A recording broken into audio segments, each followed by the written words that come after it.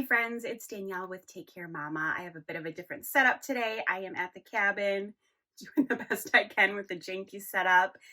And today I'm going to talk about the books I read in July. I read 9 books in July and I'm going to go through them in the order in which I read them.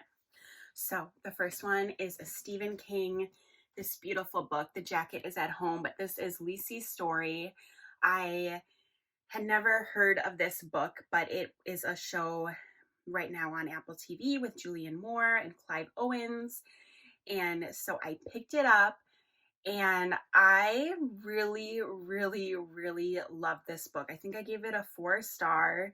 I keep wanting to give the disclaimer that I'm new to Stephen King, but I bet I've read about 8 books by now. So I think I can have some authority on his writing. And to me, it was classic King. This is speculative, magical realism. The late husband, I guess what I'll say is he haunts Lisey, but not in the way that you think. This is a pretty thick book. I will say, it's 500 pages. It took me a good 200 pages to get into it.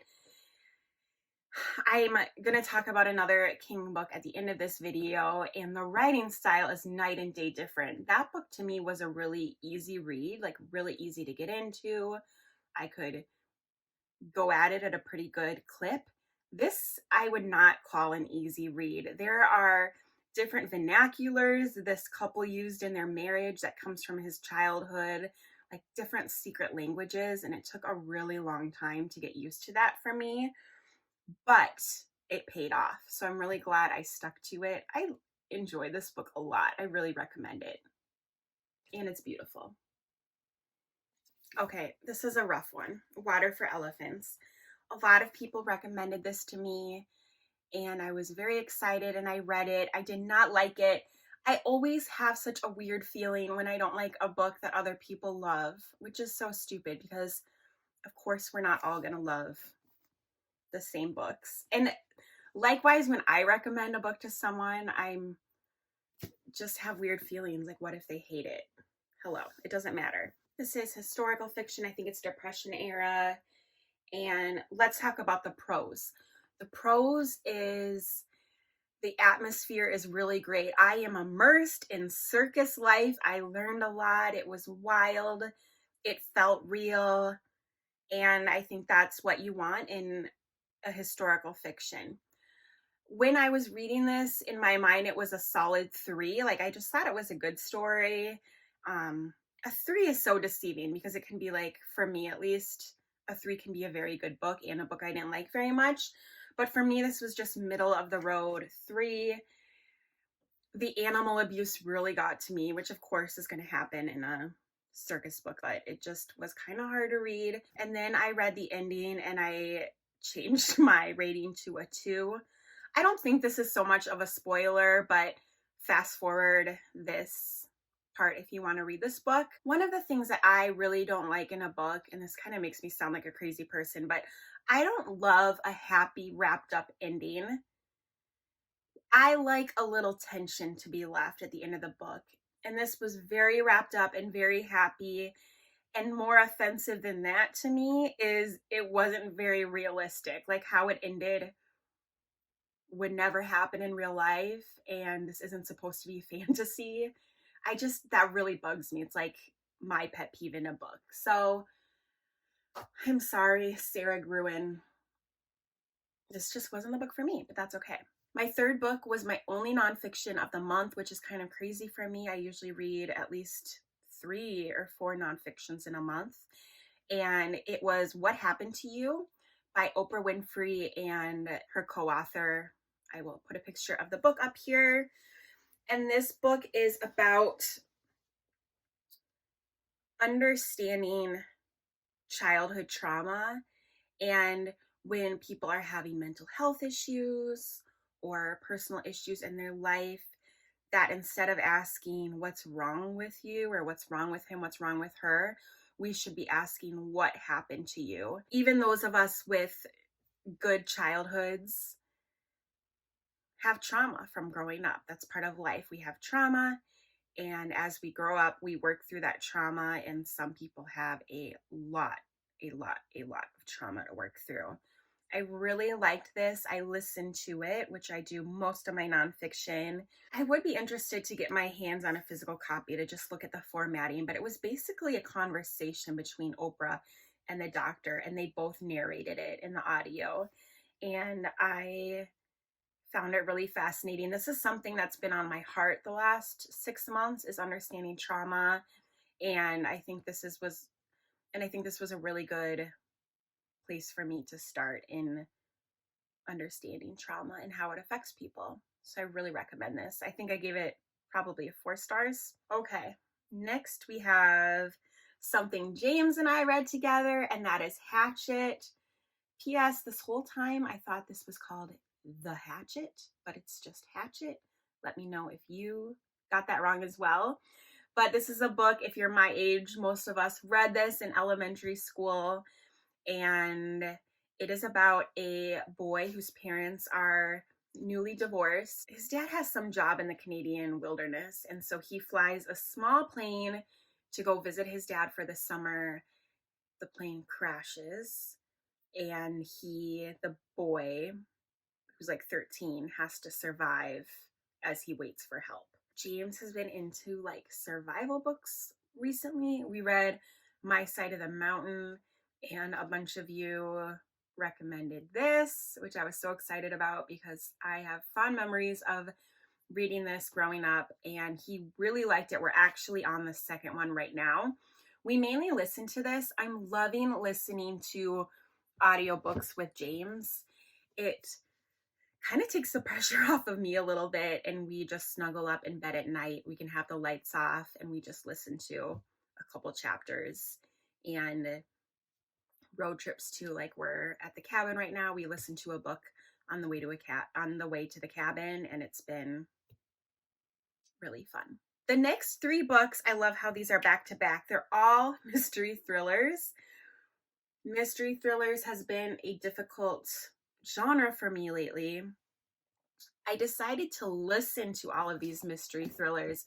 I usually only listen to nonfiction, but I thought I would mix it up a little bit. I'm really glad I listened to them all. They all had really good narrations. What am I trying to say? I am more disappointed in a book that I don't like if I read it physically. If I listen to it on an audio and give it a 3 stars, like I'm happy with that. I don't know. There's something more, there's something less formal about listening to books. I don't know if I'm making sense. Anyways, I think this is my new rule for mystery thrillers, is to listen to them instead of reading them. And also I just might step away from this genre because I'm not loving it. Okay, the first one, and actually was my least favorite, was Lock Every Door by Riley Sager. I have the book, though I did listen to it. This is one of my most anticipated thrillers for this year. This is present day New York City. We're following a young woman who is having a lot of financial problems and looking for a new job. I think she just got out of a tough relationship, and a magical opportunity falls in her lap in which she will be an apartment sitter for an elite New York building where the rich and famous live. And so she gets this amazing penthouse where she gets to live for 4 months. And not only that, but she gets paid a ton of money to stay there. And so awesome, right? But of course, things aren't as they seem. The building has a storied history of being a little haunted. Some awful things have happened in the past in that building, and she gets swept up in a bit of a mess. To me, it almost read YA. I think I'm getting old, and sometimes when I read books in which the main character is in their 20s or young 20s, it can almost feel a little YA to me. This was fine. I liked it. I did not love it. It was predictable, but kind of just like a fun mystery to listen to. 3 stars. The next one is Mexican Gothic. This did really well in the horror category. Last year, out of the 3 mystery thrillers, this was right in the middle for me. I'm realizing that if I read a mystery thriller, I really love the Gothic vibes, and this obviously had those Gothic vibes. It is even in the title. This is a book about a young woman again in Mexico City, I think is where she is from. She's from an elite family. They're well off. Her cousin's parents died, and she kind of grew up with this main character. So the cousin gets married and moves to the countryside with her new husband. His family owns this kind of like creepy mansion, of course, in the countryside. And she sends a letter off to the main character saying, things aren't going well here for me. And so the main character sets off to the creepy mansion in the countryside to kind of help her cousin and figure out what's going on. And I liked this. It's a 3-star, but whereas Lock Every Door was a 3-star that I didn't love, this was like right in the middle. Like, I liked this. It was a good read, a good listen, and I definitely would recommend it. My last mystery thriller that I read, though I listened to most of it, is my favorite of the 3 this month, and it is called The Death of Mrs. Westaway by Ruth Ware. Oh, this is amazing Gothic vibe. So that was my favorite part about this. This book follows a similar plot and trope actually as the other 2 books I read in this category. And that's another reason why I gave all 3 a 3 stars. I just didn't see anything really fresh in either of these. But with that said, they were all 3 entertaining. This was my favorite.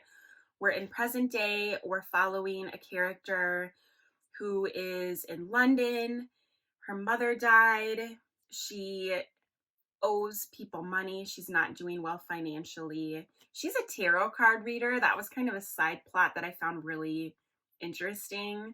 I think that really helped me stay engaged because I'm just interested in tarot cards. But in any case, she really needs money. She's in trouble, and she gets a letter in the mail saying that her grandmother, Mrs. Westaway, passed away and she has an inheritance coming. Will she please come to the countryside, to the family's mansion, to meet with the lawyers to sort it out? Now, this is a big mix-up. The main character doesn't have a family in the English countryside.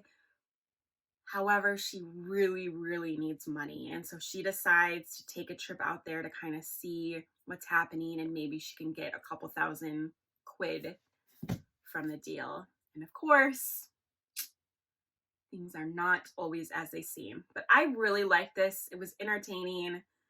The vibes were so good in this book. Really creepy. I think this would be a really fun, it's not super scary, but kind of. I think this would be a really fun, light Halloween book to read. If you want to read a bunch of creepy Gothic books in October, I would definitely put this on your list.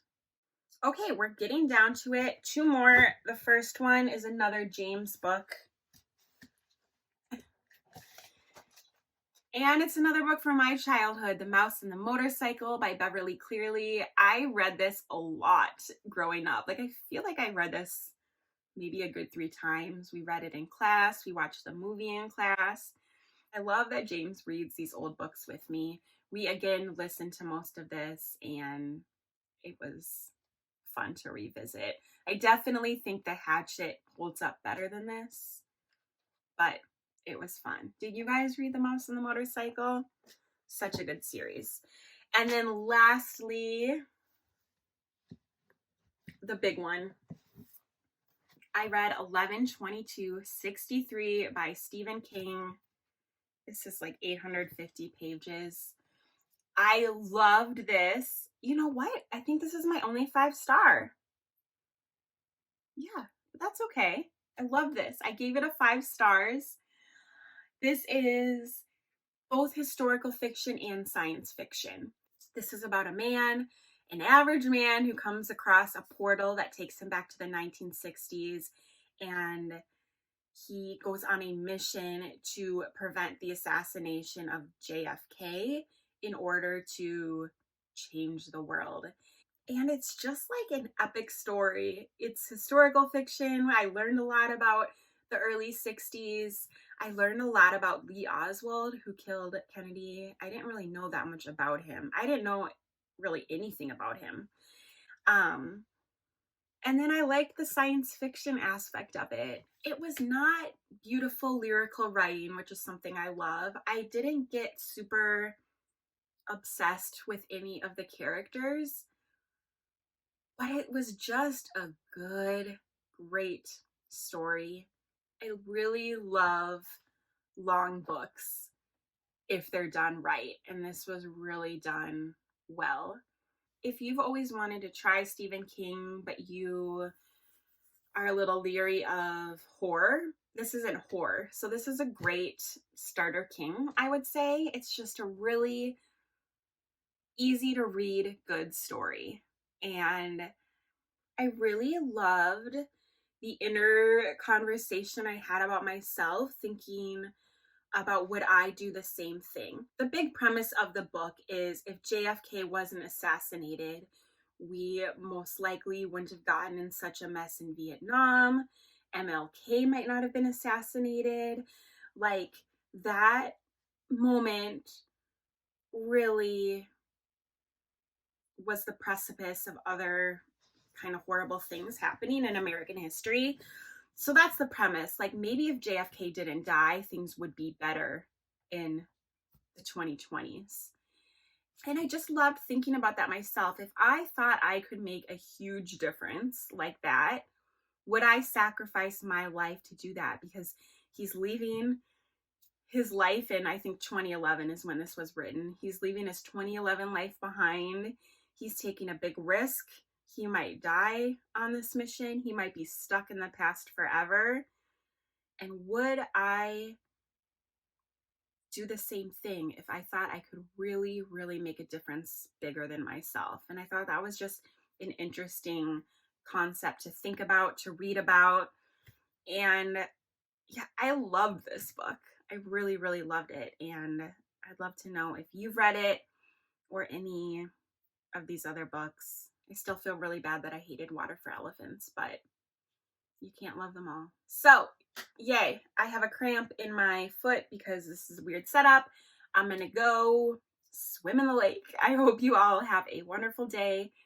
Thank you for watching. Let me know in the comments what you're reading, what you're loving. I'll see you next time. Take care. Bye.